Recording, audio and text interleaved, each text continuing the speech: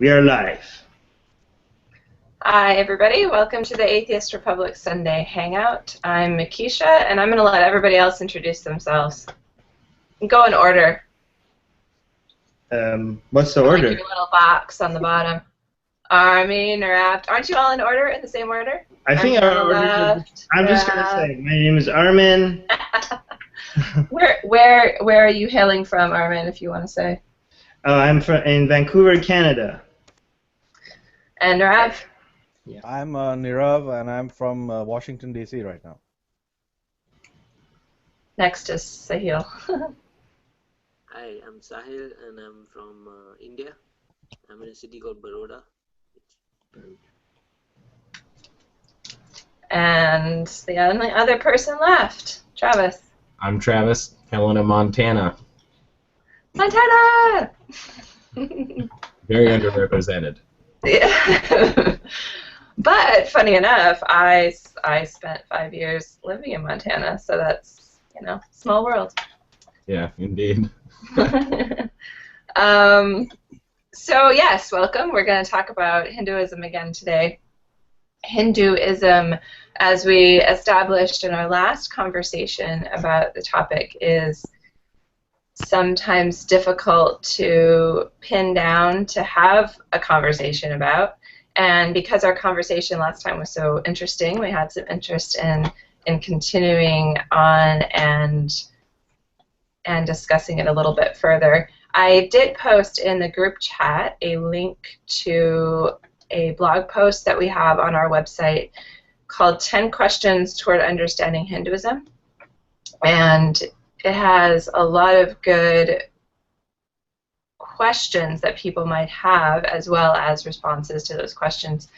The responses are pretty concise and direct, so check that out if you are interested, and we'll add that link in the comments on our YouTube as well. And we also had some feedback from everybody. Well, we had a lot of feedback from everybody. I don't know how many comments we got. 333. Oh, what a fun number. 333 responses to our question about what people's thoughts are on Hinduism. So I'm going to start off with something I'm going to call comment, no comment. And that's going to be where I'm going to read some of these things that people say, and we are just going to let them hang in the ether. So let me find some. I'm just going to kind of pick them at random. So somebody said that they're dating a Hindu, so they can't say anything about it, which I thought was actually kind of interesting. And we're going to have a conversation down the road about dating and atheism and religion and relationships and all that stuff, because that was an interesting comment to me. I'm not supposed to provide commentary on these comments in my comment, no comment segment that I just invented right now, but that was a commentary. Sorry. One thing I keep seeing in the comments is when people try to criticize Hinduism, they keep posting the pictures of all these buffaloes sacrificed to a goddess, which is strange because I always assumed Hinduism was very cow-friendly. So what is this picture about, and why are these people are saying that so many cows are being? It says buffaloes, but I don't think they're just not cows. I don't know. That's a good question. We'll save that for later, because that's a good question. Somebody said that they're ashamed to be an Indian because of Hinduism. Wow. And I went on to talk about a lot of the reasons why. We had a lot of people thinking that Hinduism is bullshit without any further thoughts on that. Quite a lot of people said that it's probably one of the better religions because it's peaceful. And let's see if I'll find one more. There's one person that listed his problems with Hinduism. It says untouchable caste system, the Sathi, I don't know what that is, killing animals in the name of God, I don't know, is that very unique? I think, I don't know why is that unique to Hinduism. I think everybody kills animals, and I mean, Muslims, whenever they kill animals, they sacrifice it to Allah. So I don't know what's that specifically different in Hinduism. I think you guys could talk about that. So that was his list of problems with Hinduism.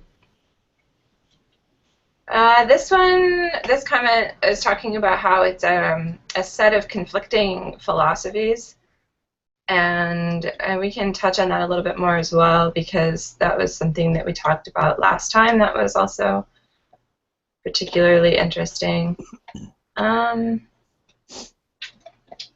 So yeah, that's on our Facebook page. People can check out all of the ideas or thoughts that people have. We would love to get specific questions from you when we have our Hangouts, and ask if anybody has questions that maybe some people can answer, or we try to have people on these conversations who are knowledgeable about the topics. So let's just go ahead and get right into, we'll use that picture because it came up a couple of times as a good launch for maybe providing some insight into this. Hopefully our two people who know the most about Hinduism in this conversation can share a little bit of insight. So what is the deal with the buffalo picture, first of all? Have you guys seen that picture? Have the rest of you seen it? I can show it to you if you haven't. But it's like a meme that somebody made, and it says 5,000 buffaloes sacrificed to a goddess at a Hindu festival. So what's up with that? And what is the deal with sacrifice in Hinduism as a religious sort of edict or practice? Okay, I think the way that you started off was just perfect. 5,000 buffaloes sacrificed to a god. And I remember reading about this news happening in Nepal. It just, first off, it tells you the reality is that Hinduism has so many different goddesses, localized customs that are not shared by people across Indian subcontinent, let's say that. And so you'll have peculiar customs for localities. You know, there are a group of Hindus, Malaya in Kerala, who actually eat beef. Then there are a group of Hindus in Karnataka, in the state of Karnataka, who bury their dead rather than cremating them. Then that's what is known about Hinduism. So there are many variations. Sacrifice is fairly common because from the Vedic time, the source books of Hinduism, from the very beginning, there have been all kinds of sacrifices. They sacrifice goats and buffalo sacrifices. Well, buffalo is a bit surprising, but it's not the same thing as a cow. So there is somebody somewhere in the locality will be making a distinction.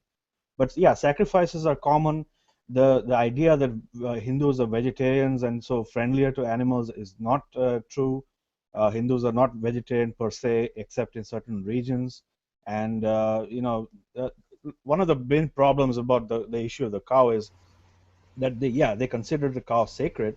They won't let anybody hurt it, but then in general, cows are not very well looked after. So they've had to create cow shelters. A lot of them are run by secular organizations that are, worried about the situation of these animals. So there's a mixture of hypocrisy and as well as that local diversity.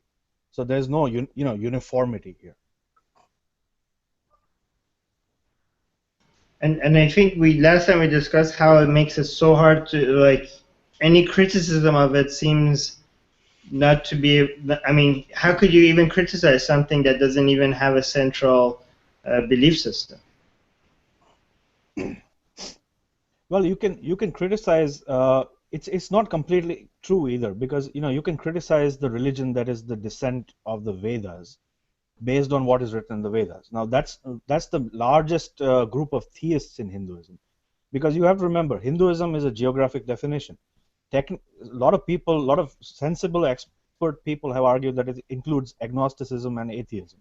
So you have to be really specific. It helps to be target cults specifically rather than say, well, it's all Hindus who have to change this, because if you do that, then you'll get a lot of Hindus saying, well, we have never practiced this, so it can't be on us. So yeah, you have to be very specific and targeted to say, well, yes, the believers of, say, goddess Kali have to stop doing this type of sacrifice, whatever it is, that sort of thing. You have to be very targeted in your criticism, and it's good because it prevents generalization. There was a comment about the creation story in Hinduism and how that's very different from the Abrahamic gods, and it says like that even the divine isn't very sure about how the universe came from in the creation story of Hinduism. Is that the case? Sorry, let me just mute itself. I've heard several variations of the creation story, and one of the concepts in Hinduism again is that God is in everything, and God. Hindus will often say that God is basically a term for the universe and not a creator. So again, that right there you have immediate contradiction in Hinduism. So yeah, look, the creation myth is different.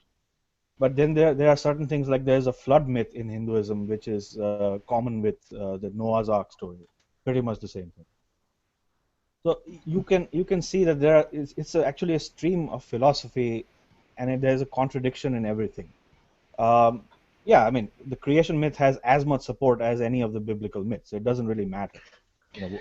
Actually, Hindu mythology is quite comprehensive. I mean, it has a lot of stories. There are lots of different books about the mythology of the Hindus, and none of it actually says that this is the true word. So there's no assertion that this is the true story and no other stories are true or anything like that. In fact, I think that those stories were intended to be perceived as myths, not as the actual truth. They are more philosophical than than the actual true word of. Are you certain about that? Because I see some modern Muslims and Christians also claim that, but most scholars agree that whoever, like the people that were originally writing the Christian Bible or the Quran, really believed that this is how the world came about. Like Adam and Eve, even though so many modern Christians try to say, or modern Muslims try to say, maybe Adam and Eve are metaphors, but it's actually not the case. The people that originally wrote those stories really believed in the Adam and Eve as historical figures. So you're saying for Hinduism, even the original writers didn't believe in these stories literally. Well, how do we know that they actually believed in them as literal stories? Exactly. Well, like, how do we know that the people who wrote the account of Adam and Eve actually weren't just intending to provide some sort of story metaphor for creation? How do we know that they believed? Wait, which one are you talking about, Bible or Islam? Well, you said both, but let's go with Christianity, since that's what I'm talking about. Okay, well, Christianity, I'm just borrowing from scholars. I don't know enough about the analysis that goes into it, but I'm just so I'm not saying it's true, but until I see some other scholars debating this, I'm trusting what the scholars like. Well, there's we can't know what they thought.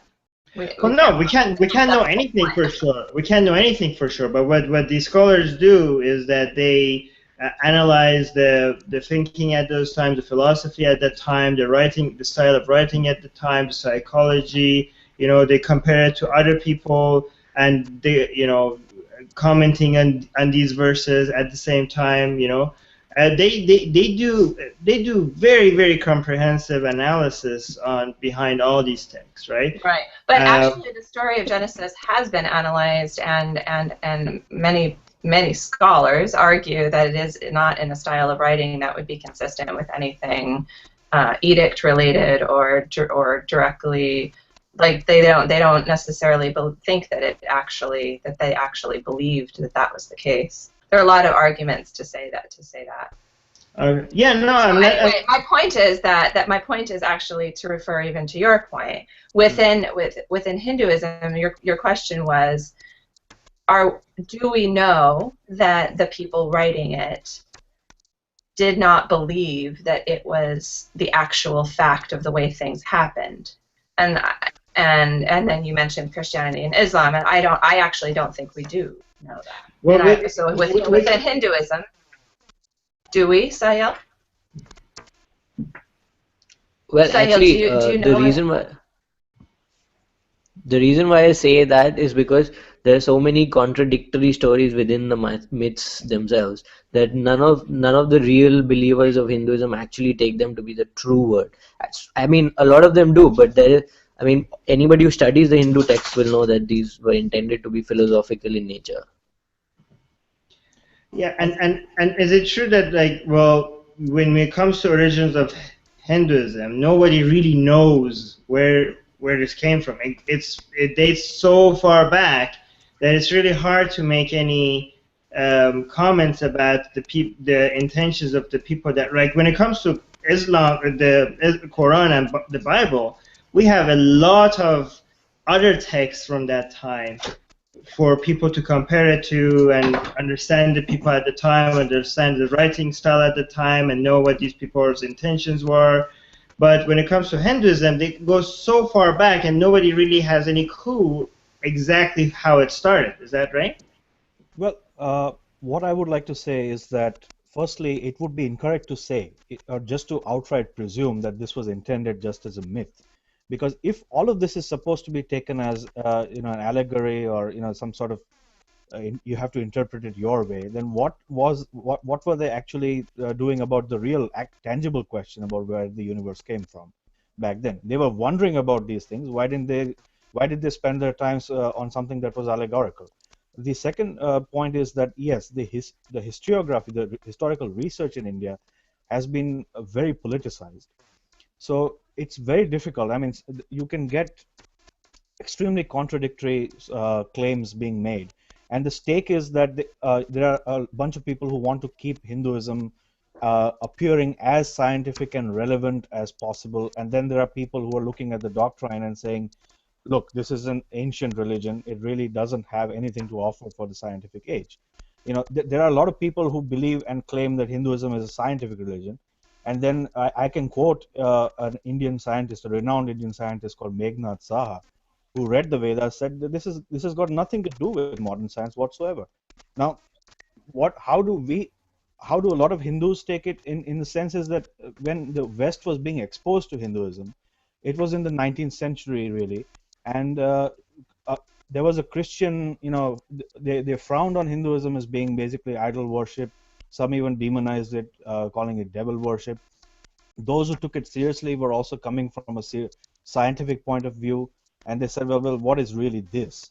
And the people who knew Hinduism, and of course you have to remember India was in colonial rule at the time, so there was a problem. I mean, they were on the defensive all the time, and they would often say, well, this is interpretive, text. This is something that we can't take it literally, or it was never meant to be taken literally. So I'm very suspicious about people defending this as being inherently something allegorical or mythical. You can't. I mean, the Vedas are 4 books. They're filled with all kinds of stories about God and the various gods.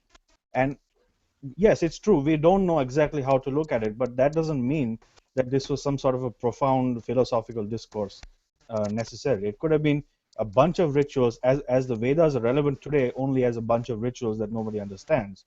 I would say it would be a mistake to give them too much credit, for being No, allegorical. what I'm saying is that because there is a lot of philosophy in these texts, that and there's also the tradition of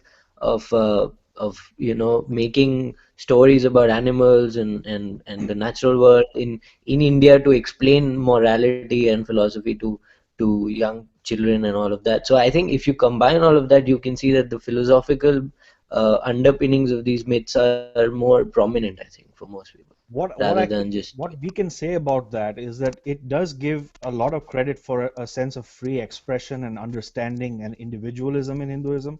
What I can't agree with is about if it was ever intended to be just like this. I think that there are a lot of people who were trying to be literal about the creation of the universe. But at the same time, it speaks of the strength of Indian society that they allowed other such interpretations to thrive. So the way that I understood, Sahil, your original comment is that in the Bible, for example, there are verses that talk about those words being truth and being the word of God and things like that, and they're used to validate and codify doctrines or the words in the Bible as doctrine, as dogma. So the way I understood what you were saying is that none of the scriptures in Hinduism say that. Is that correct? That there is no reference back saying these are the word of God, or that these came to us from the gods, or anything like that? No, actually, I mean, because there are so many gods in Hinduism, there are references to earlier stories, and so a lot of that is there. But I mean, because they are so contradictory, I mean, it becomes difficult to arrive at what is the one word. Like, there is no one word as there is in Islam or Christianity. Don't the gods themselves in Hinduism mention that doubt, that they themselves have no clue where the world came from? Oh, absolutely. The gods are more or less very much like human beings, and they're capricious, and they have all the qualities of human beings. So there are many conflicting egos. There are fights. There are battles. There's all sorts of stuff. Okay, what I would like to just address something is that if you really want to understand the way Godhead is structured in Hinduism, it's very similar to Greek and Roman religions. And a lot of the way people are interpreting or learning to interpret Hinduism has been looking at Indra, for example, the deity Indra, as a pretty much, I mean, very close to Zeus and Jupiter. So this would really help understand the pantheon of God.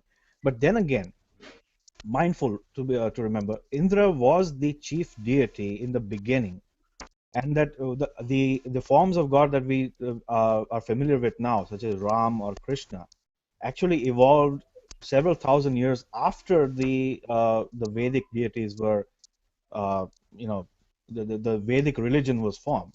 So what you're looking at is, again, a religion that first began with deities like Indra, and then it regenerated with newer schools of thought, emphasizing newer gods.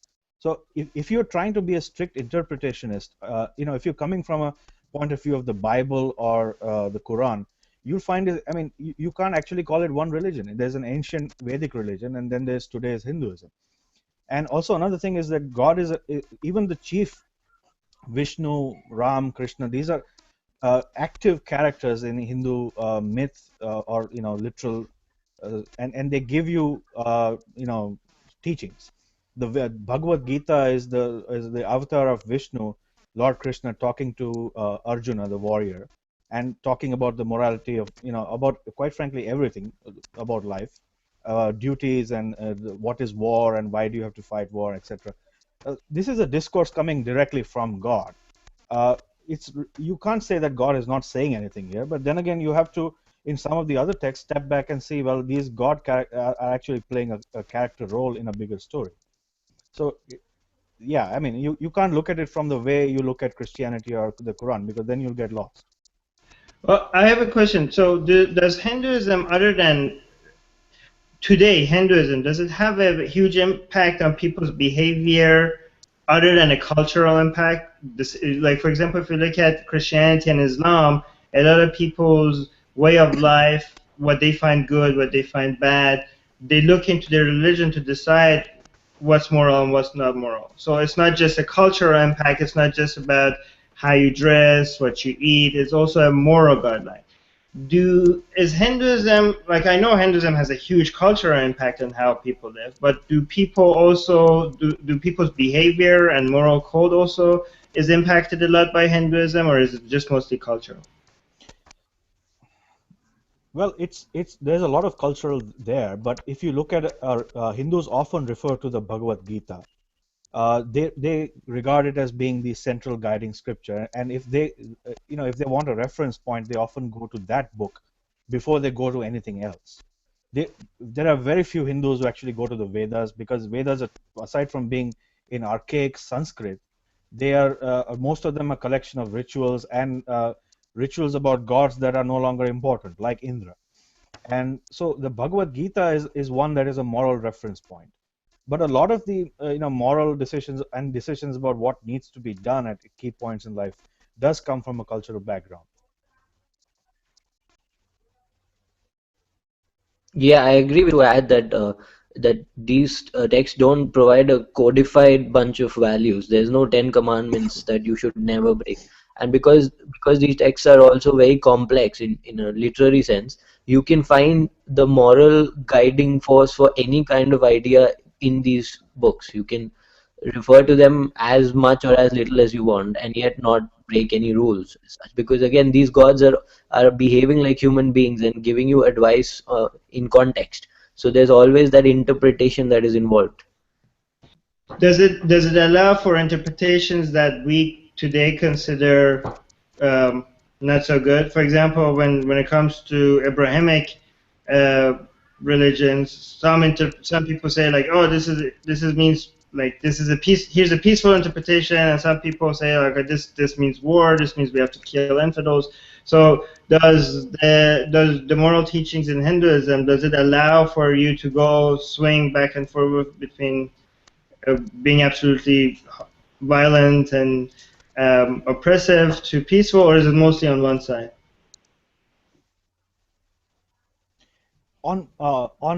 Yeah, it does have its own contradictions, but it's on a slightly different subject. Hinduism does not promote religious war towards other religions, and if there's another religion, there's a live and let live sort of attitude that is taken. However, Hindus do have a lot of misogynist thinkings in teachings and thinkings and practices. Women are not treated as equal. Now, this is again one of the interesting contradictions, is because there are goddesses in Hinduism, very relevant. But then again, ordinary human women are not considered equal, are not considered as having an equal say in everything. And if you're an exceptional, I mean, if you're rich and you're wealthy, yeah, sure, you're influential. But the way that Hindus are very closeted in the way that they look at women. It's a very patriarchal society, reinforced by tradition and also by some scripture, which says women are not, considered to be equal to men. The more well-known problem comes from the issue of caste, because there's a legal doctrine called Manusmriti. Now, this particular text, ancient text, is the basis for modern treatment of caste and Hindu law. It has a lot of misogynist prescriptions, and it has created the modern caste system, which prohibited interaction between a lot of the castes and reinforced and made everything extremely regimental. Now, are there Hindus who believe and still believe in the caste system and still believe in untouchability? Yes, there are. They don't say this very openly, because there's been a campaign in the last 100 years to expunge this from Hinduism. But then, you have to remember, if at this point there are Hindus who are saying the Manusmriti is no longer relevant and it should be rejected, it's entirely possible within Hinduism to do that, unlike with other religions such as Abrahamic religions. You can't discount scripture there. Here they can say, throw this in the river. May I comment? Oh, I agree. So you were talking about all the different interpretations of Hinduism and how it can be hard to pin down, and we're talking about interpretation as far as justification for action. Would you say that Hinduism played any kind of, as a religion, the religious aspect of Hinduism, played any kind of major role in the events of, the things that were going on in the Kashmir region between India, Pakistan, and China? Would you say that there was some religious aspect on behalf of Hindus that contributed to what went on there? No. The Kashmir region is a Muslim majority region. Historically, the people there were Hindus. Then, under the period of when India was under Muslim rule, a lot of people there converted to Islam, and there were some Muslims who came from outside, settled there. The problem in Kashmir, the dispute in Kashmir, originates with the partition of India in 1947, when Muslims demanded a separate state, and through bringing all of India to an edge of civil war, finally it was decided that the country will be partitioned. So it's a continuation, because some Kashmiri Muslims say that yes, as Muslim majority, we need to go with Pakistan. And then some Kashmiri Muslims say that no, we don't even want Pakistan, we want to be independent. The Hindu, for natural reasons, the Kashmiri Hindus identify more with India. And especially since the jihadism has become part of the Kashmiri cause of independence since the 1980s. What happened in 1990 was that the Hindu minority in Kashmir was evicted from the valley of Kashmir by Islamist groups that attacked them. There were riots and they were intimidated and driven out. So as of right now, there are like several 100,000 Kashmiri Hindus who are refugees, and they're not able to go back home because of radical Islam controlling that part of Kashmir. So Hindus have actually been on the receiving side of this particular dispute. They didn't have any role in instigating the conflict. They had more a role in well, what happens now? I mean, these are Kashmiris too. They need to be able to go back home, but can they trust the situation in the Valley of Kashmir, which is Muslim dominated? That sort of thing. So for example, I heard a story that one time some Muslims were going to, I mean, this was on the news, they were going to go slaughter some cows, and they were attacked by Hindus to save the cows. And they killed a whole bunch of Muslims and saved the cows. And the thing is that there is no scripture basis for that, right? There is nothing anywhere in Hinduism teaching that you could point to and be like, oh, look, this is inciting violence. That's just people being people, right? Hindu scripture, Hindu texts describe the cow as being very sacred. It's very important. Killing the cow is definitely seen as a crime. But this particular type of incident is very common across India, because what you have is in a local area, gangs of Hindus create a Hindu extremist. A lot of these people are local criminals, and they are unemployed youth and disenchanted people. And then they have, on the opposite side, in the Muslim neighborhoods, they have these people who are intentionally often provoking. And so the Muslim slaughtering cows has always been an easy trigger point for communal violence in India. It's often localized, but this is very easy if you want to, polarize the two communities that have been getting along for X amount of time. If you want to really split them apart, yeah, go take this issue, go after it, press that button. So they'll do this all the time. This is no news, no real. Yeah, but my question is that is there anything within Hinduism teaching that somebody could somehow interpret as demanding people to defend their religion? There is none, is there? Like nothing. Actually, Hindus very rarely point to some scriptural injunction when they want to perpetrate violence. Very rarely do they do that. They point to their identity as Hindus and the fact that Muslims are encroaching upon their what they consider sacred. So only to that extent do they point to any scriptural injunction, but not as such. It's mostly politically motivated, all of the violence. Yeah, and as far as scripture is concerned, now this comes into a bit in the caste system. There is a warrior caste, and called the Kshatriyas. Now these are the princes, the rulers, and the soldiers.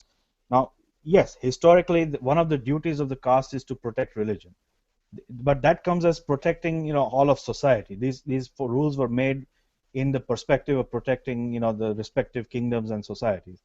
They don't instigate a sense that, well, you have to do jihad now, you have to do religious war now. But yeah, sure, if you read this and you suddenly feel, well, of course I have to do something, yeah, it can easily trigger violence. Nothing explicit though. No, because for me it's if you look at how very religious Muslims think about what to do, they're always looking at their text. If they're very religious ones, either if they're peaceful, they're looking at the text and saying like this shows I need to be peaceful, or if you're more of a violent type, you say like, oh, this verse shows that I need to be more violent. But at the end of the day, they're always pointing to the text to see what's right and what's wrong. No, Hindus So don't that's do that. No. okay. Um, So I have I've pulled some more thoughts from the Facebook page that might elicit some conversation if my computer will cooperate here. Okay, so one of the comments I thought was interesting that I would like some input on and some insight into is the matter of money within Hinduism. And one of the things that somebody said is that extreme Hindus have to a big business. They mentioned that these people are selling God and they're telling people to give money and give their possessions and things like that. So can either of you speak to that, or anybody who has experience with that? Yes, it's very common. Superstition is rife in general, but yes, there's a major business of selling idols. Then again, these are not all evil. I mean, there are people who are sculptors, and they will create idols, and you can either see it as a great work of art, or as of course, you buying it as a religious icon. For the record, there are actually a lot of Muslim artists who are carving out Hindu deity icons, and they do this because they're artists, and they have some respect for the culture. But yeah, it's a business. Yeah, sure. It's as an idol thing, it's a business. Uh, what the real problem is when this is coming from the priestly class, because I just recently went to a major in Hindu temple in the state of Gujarat called the Somnath Temple, and they have a big board over there listing the prices for all kinds of different pujas, ceremonies, and rituals that you want to have done. And it felt so obscene to do this because, I mean, look, you're not even pretending here. This is supposed to, it's like a menu in a restaurant. And one of the more things that personally infuriated me is when there are rituals that you have to do when a family member dies. You have to either do a certain puja, or you have to feed the Brahmins and gain their blessing, or else the spirit of your dead relative will not go to heaven. This has been used to blackmail poor Hindus for thousands of years.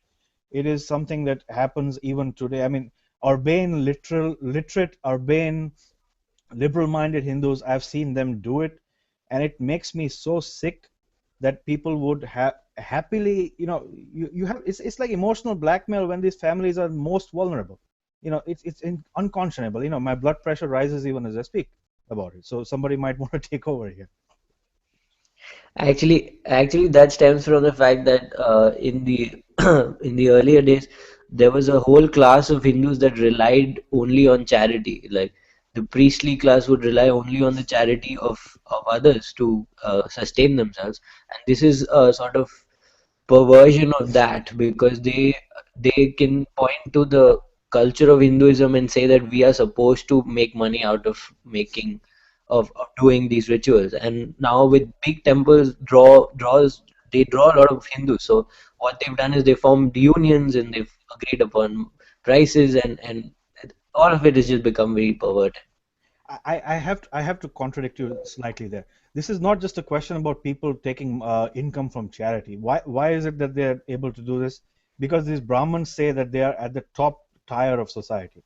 That if they don't perform their rituals, nobody is going to heaven. So this is, and therefore they need to be paid when they tell you to pay. But this is not actually income for them. This is part of that from the very beginning. I mean, make no mistake about it. They're using religion to control society, and they pretend this is charity. But what is the stake? If these Brahmins don't perform their rituals and don't do what they're doing, nobody is going to heaven, and that the order of the world, the cosmic order of the world, will fall out of place. This is part of a lot of the Hindu scripture and a lot of the Hindu myth, is that these Brahmins always have to keep doing their penance and their sacrifice and their rituals. Otherwise, there will be a lot of evil. Otherwise, there'll be cosmic events that will happen that might destroy creation. So there's a lot, religious blackmailing people about where they're going to go at the end of their life. very much the basis of all of what this is about. Um, Oh, I'm not contradicting you. I'm just drawing to the But it's not picture a of perversion then. peace and yeah. Okay. It started perverted. It's not a perversion now. It started that. okay, can I ask a question? One contradiction that I heard about in Hinduism, within different teachings of Hinduism, is there's some parts of Hinduism that really teaches you that society has to have a structure. There's a low caste, there's a high caste, and everybody has to have a role. And everything about life is for you to find your specific role in society and fulfill your duty to society. And it's very serious about you taking responsibility and fulfilling your duty as your role in society.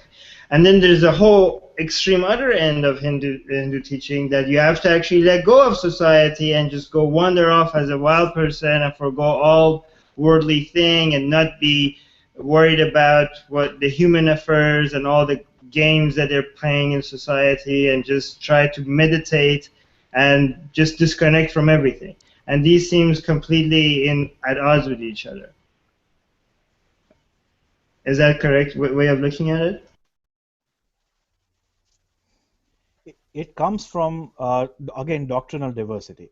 Hinduism, caste and duty are very important in Hinduism. Dharma is that, well, you have to do what what you're meant to do in life. If you are of the warrior class, you have to do your duty. That's the way you would get to nirvana, to moksha, is that you have to be a good prince, you have to be a good soldier, you have to be a good Brahmin, do whatever you have to do in life. That is one doctrine which is reinforced also by the Bhagavad Gita, and this guides most Hindus. However, there's always been a strong admiration for ascetics. There's been a strong admiration for Brahmins who renounce worldly pleasures. That's how they present it often, that they are renouncing money, renouncing material pursuits. It has been heavily influenced by Buddhism, but Buddhism was not actually emerged. Gautam Buddha was influenced by these type of people who were existing, and he created the tradition of Buddhism based on a lot of these ascetic orders that said you have to stop desiring material wealth, desiring pleasure, because if you chase these things, you will always be obsessed by them. You won't experience real happiness, etc. It comes from the divergence and diversity that was present in ancient India. There is a lot of respect for this, but at the same time, most Hindus, those householders, people who work for a living, are guided by the morality of the Bhagavad Gita, which says you should not abandon your duties. So there's a split attitude here, and nobody says that this has to be either exactly this way or the other way. That's why there's a Buddhism and a different Hinduism. Actually, they're not completely incompatible. I mean, the way I was taught is that a man is born and then he has to assume all these roles in his life, and he has to do them sequentially. So the last role of a man's life is to become an ascetic or a priest or whatever. And I mean, but that doesn't mean he cannot, live as a man of pleasure or material, or a man of the material world in his earlier stages. So.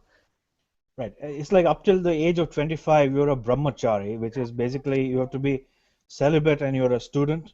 Then after that, between 25 and 50, you're a family man, a grihastha you're obeying that. 50 to 75 is a kind of you renounce your material possessions and your whole household duties. And then after 75, if you're lucky to live that long, you're basically a mendicant. You're a sannyasi. I have another question. Why should people outside of India care about Hinduism? There is no obligation to do so. Quite frankly, practically, issues like the caste and all that, these are Indian. Whoever is affected by them have to deal with this. But in terms of, say, geopolitical consideration, well, it's a country of 1.25 billion people, nuclear power, up next level, emerging power, etc., etc. So if you don't understand how Hindus think, you're not going to know how India works and how India thinks and ticks.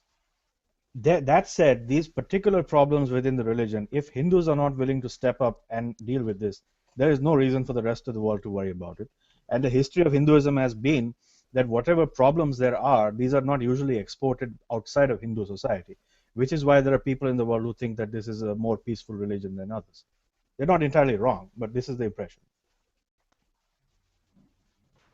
Another question, sorry. Are arranged marriages still common in India, and is that a Hindu thing or is that just a cultural thing?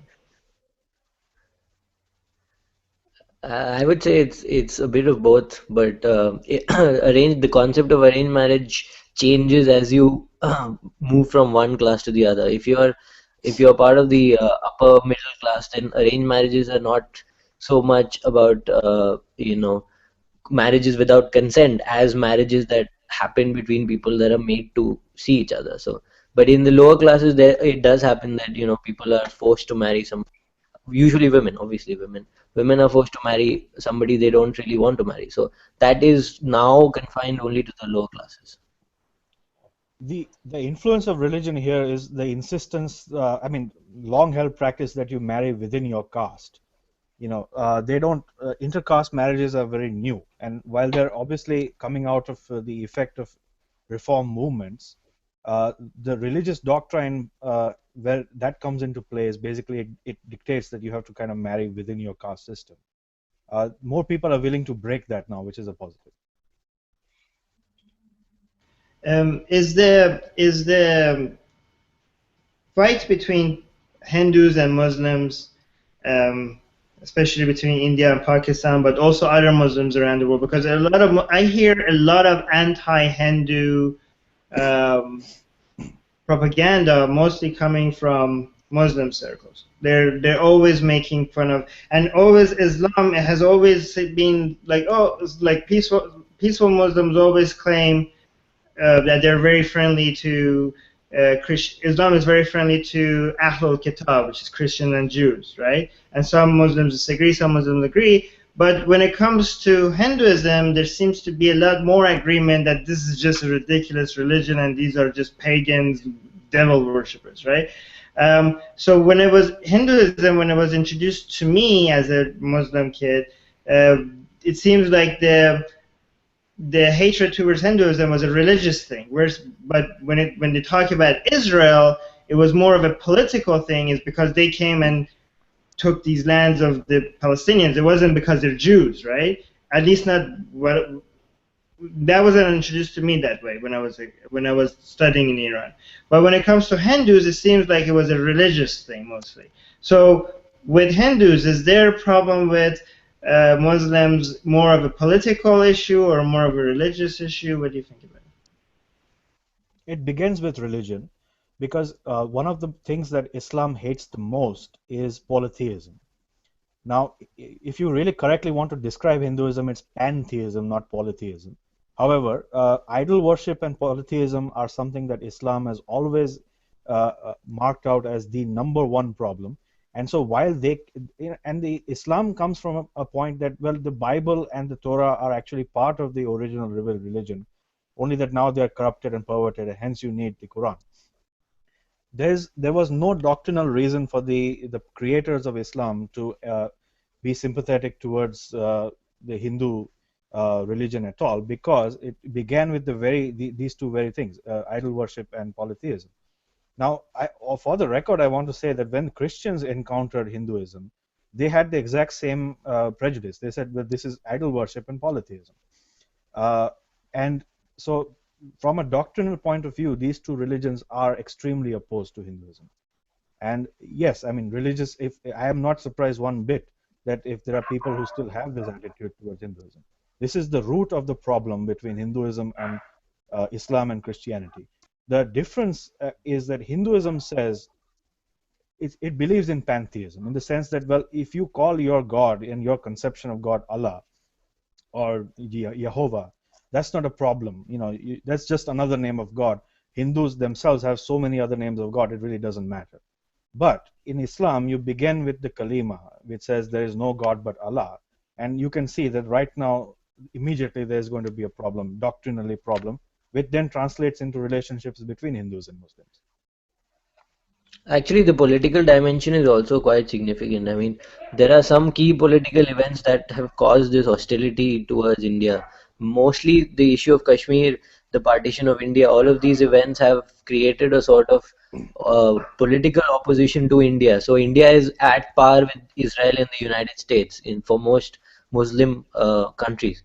And also there have been many riots in India over the years, significantly in 92 and 2002. So these have also created a sort of hostility in the minds of Muslims, and they've been whipped up also. But this originates from this doctrinal difference, because there is an important doctrine in Islam which says that as far as possible, Muslims should not live under non-Muslim rule. The idea of Dar al-Islam and Dar al-Harb was a guiding reason why Muslims in the first place decided to demand the partition of India. They said, well, if there are Muslim majority areas, which there were, they should be separated from any possibility where in a democratic system the Hindu majority would be the ruling group, and which from a democratic point of view is absolutely fair. I mean, look, if you're a majority, if you are a Hindu, there's no reason for you to be ashamed about being a Hindu. You're not going to give them more concessions than in a democratic system are possible.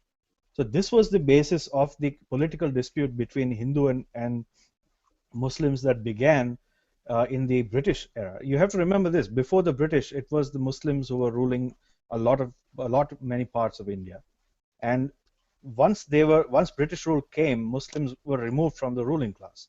So there was a sense of frustration and being disempowered, and then for many decades, Muslims supported British rule and did not support the independence movement, because they were afraid that if democracy comes, it means Hindu majority will be ruling. And that was a major motivation for the entire movement to create a Pakistan in 1947.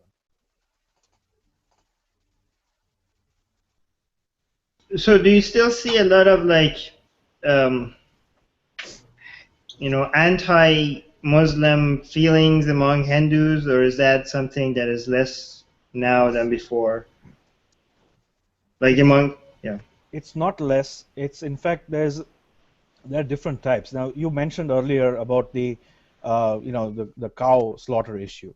This is used to, at least locally, it is used to drive up Hindu feelings against Muslims. Muslim behavior, Muslim scripture attitude, that has always kind of fueled hostility between. So Hindus will say, why am I supposed to feel sympathetic towards Islam if this is how it looks? They treat us. There is a sense of injury and loss about what happened in the partition, because I have to say this, because see, whatever happened, there was a lot of loss of life and displacement for both Hindus and Muslims in the partition, because a lot of Hindus were driven out of Pakistan and a lot of Muslims were driven out of India. But India still reinforced its secularism despite that. And so there's a healthy Muslim population in India.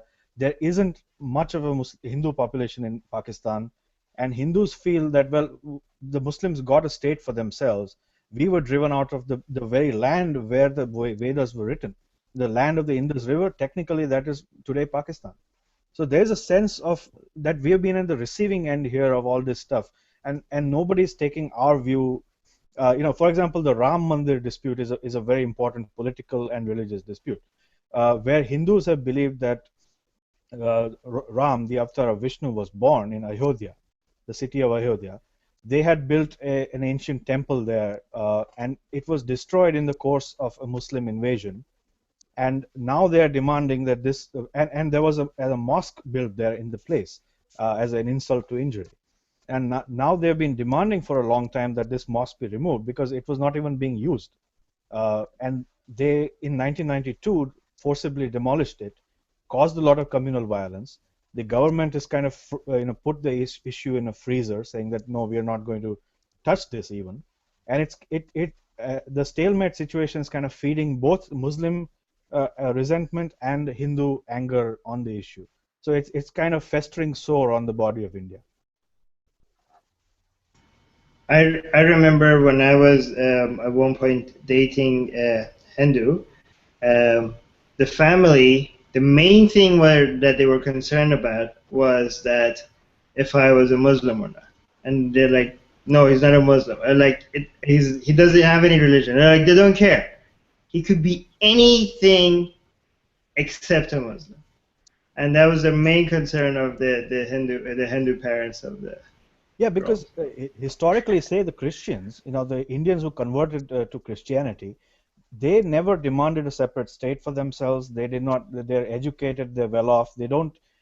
Christian, proselytizing is very, very, very small compared to and the community itself is very open. So Hindus have a better relationship with Christians. This has not been the case with Islam. Islam is, there are many live disputes. Sometimes I'm absolutely scared for the country of my birth, that there might actually be some sort of civil war because of this kind of the temple destruction, the mosque destruction. This keeps on happening. And yeah, it's absolutely true. Most Hindus don't want to have any kind of intermarriage with Muslims. And there are Hindu-Muslim marriages, but they usually happen in the upper class and the celebrities, film stars. And there are a lot of Hindus who want to end this type of bigotry towards Muslims, and I would definitely support that type of view. But it's not a one-sided view. There is a kind of there's something that is continually driving these disputes, and until the bigger Hindu-Muslim question is not brought into harmony, this stuff will keep continuing. We cannot pretend that it's not there. Well, I would assume that is getting the Muslims to not see Hindus as not being bigoted towards Hindus is actually a bigger challenge, because they have a huge scriptural support for it. Because when it comes to treating Christians and Jews, they're very divided about that, because you could find verses that says like, oh, Christians and Jews could go to heaven, and then you could find verses that goes exactly against that. But when it comes to Hindus and pagans and idolers and the atheists, there is no division about that. These are people that you have to wage war against, and these are people that are going to go to hell without any dispute. I mean, this is something that even moderates really don't have much, so can't find. They usually just back out, because they always try to point out, like, look, there's verses that says be kind to Jews and Christians, but then when you're like, oh, well, what about the Hindus? They have nothing. They have nothing to support any kind of peaceful treatment of Hindus.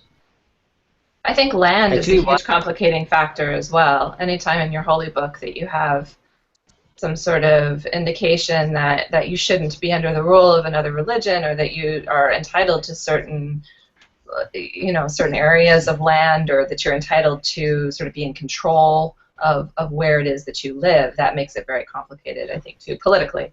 Well, with regards to land, if Muslims occupy, like they rule Christians and Jews, according to scriptures, Christians and Jews can live under Islamic law without converting to Islam, as long as they pay the jizya, which is an extra tax for not being Muslim. But if you're Hindu and you're living under Islamic law, then no, you just die. That's basically it. So that's the problem. It's like even there is no way for going back. If you're being a literalist, there's no way for Muslims, if they take over Hindu land, that's really problematic for what happens to Hindus after. Well, or vice versa. What about Muslims living under Hindu control? But the thing is, that's I think India right now. That's India, where you have 15% Muslim population. There's a Muslim president. Has been Muslim presidents, and Muslims are at the top of public life. And Hindus, from the historical record point of view, there has been actually very, very few periods where Hindus lashed out at Muslims. There was a medieval Hindu ruler called Shivaji in the modern region of Maharashtra, and he was seen as a ruler who fought back against Muslim pogroms and Muslim trying to efforts to annihilate Hindu religion. That's how he's presented. Now, there's a lot of folklore there. But the historical record shows us that he was actually very accommodative about the Muslims who lived in his territory.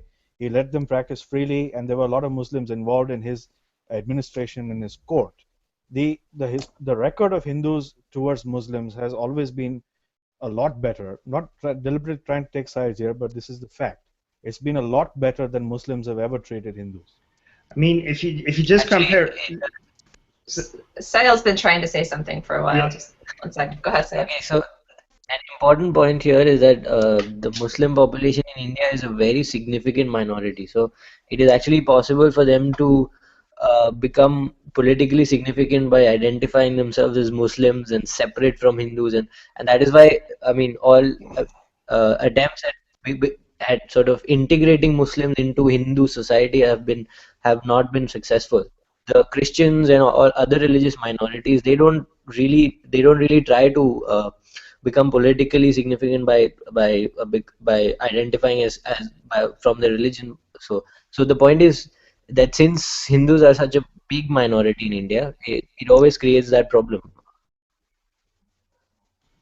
But I think it says a lot about the difference between Islam and Hinduism, where you see when you look at Pakistan, it's really hard, it's really difficult to be anything else other than Sunni Muslim. But when you look at India, there's so much more diversity than you find in Pakistan. And not only, you don't even have to be Hindu for you to have a hard time. We have Shia Muslims living in Pakistan. Their shops are being attacked for not them. They're Muslim. They're just not Sunni Muslim, and they have a hard time living there. Let alone if you're a Christian or a Hindu. So, but if you go to India, you see so much diversity. And even if you see that Muslims are not integrating with the society as much as the Christians or other people are, that's a problem. But you can see that the reason behind that is actually the Muslims themselves that don't want to integrate with the society, not necessarily because of Hinduism, because everybody else is finding it easy to integrate with the rest of the society. Oh yes, they're very wary of identifying themselves as part of a Hindu nation. They're always trying to focus on their own religious identity as being very important to them. But we are not asking them, by the way, most of Indians are not, the Hindus are not asking them to assimilate with a Hindu nation. We are saying that there is a secular nation here that belongs to all of us. You know, if it was a question of the Hindu nationalists controlling this conversation, then there would be a problem with Christians, and there would be a problem with anybody who doesn't want to be called a Hindu. But that's not how a vast majority of Hindus look at this at all. And that's why secularism has succeeded to a greater extent than it has anywhere else in Asia, in India. Armin has actually, the Dalai Lama just a few days ago made a very public statement saying that Shia Muslims should leave Pakistan and come to India because Indian record on this is better. In Pakistan, Ahmadis have been excommunicated and turned into non-Muslims. And in India, a legal attempt by Muslims to do so was defeated. The court said, we are not going to do this, and so diffuse the anti-Ahmadi situation. The Ahmadis are better off in India. All of this, then again, Hindu nationalists have often used this point, saying that it's the Hindu ethos of India that is making secularism successful. And this is something that they copy from American Christians who are saying, trying to take credit for the Constitution. This is not true. At the same time, Hinduism has doctrines called Advaita that say, God can take many forms, many names, etc. And it doesn't have a doctrine of holy war, and it says, live and let live. Even though we may not commingle, there's no need to, go and kill everybody. That sort of attitude is what driving the tolerance in India. And hopefully at least that part of the religion should stay strong.